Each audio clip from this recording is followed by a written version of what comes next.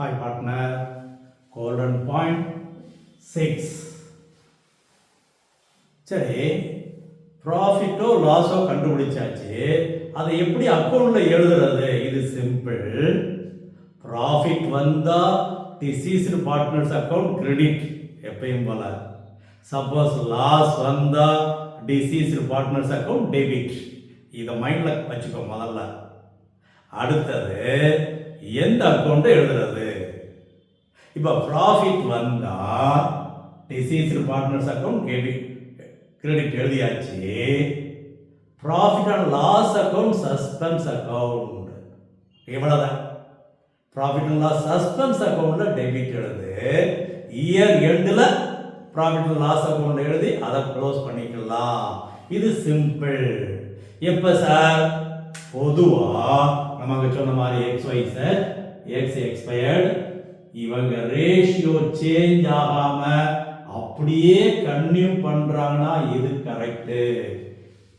That is remaining partners profit sharing ratio not change. Profit and loss suspense account debit to deceased partners capital account. இதுதான் கணக்கு. Right. இப்போ suppose YZ ratio மாத்துறாங்க, நம்ம ரெண்டும் ஈக்குவலா பிரிச்சுக்கிறோம்னு நினைக்கிறாங்க. அப்போ குழப்பமே இல்லை. நம்ம குட்வில்க்கு எப்படி அட்ஜஸ்ட்மெண்ட் பண்ணமோ அதே மாதிரி. அவ்வளவுதான்.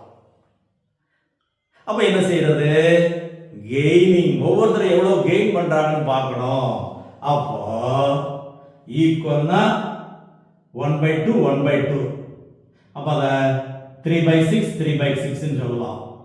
Old 2/6 1/6, new 3/6 3/6.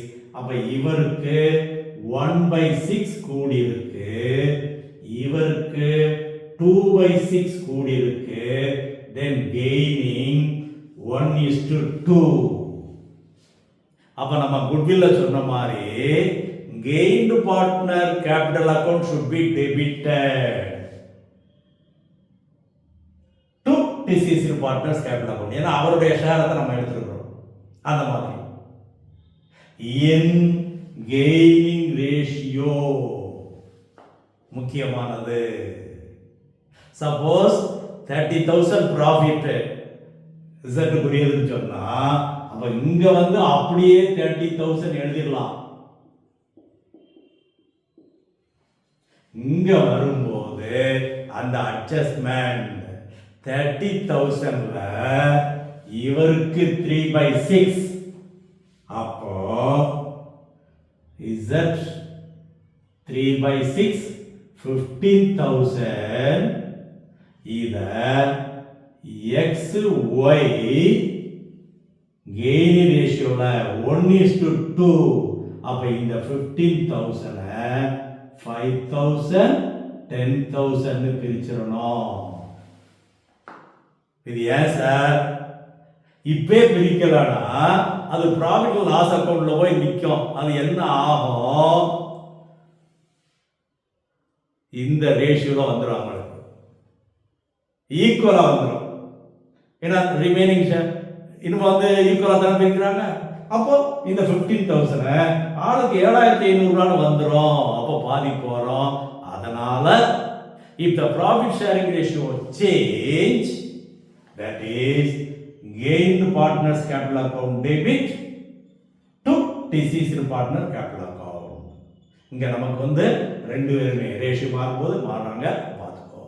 சப்போஸ் லாஸ் வந்தா யோசிக்கவே வேண்டாம், அப்படியே ரிவர்ஸ் என்ட்ரி.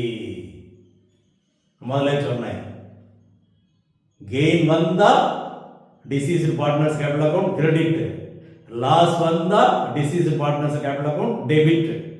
அப்போ அதுக்கு இங்கேயும் அதே போல ரிவர்ஸ் என்ட்ரி தான். அப்படியே ரிவர்ஸ் பண்ணிடணும், கெய்னிங் ரேஷியோல தான் கொண்டு வரணும்.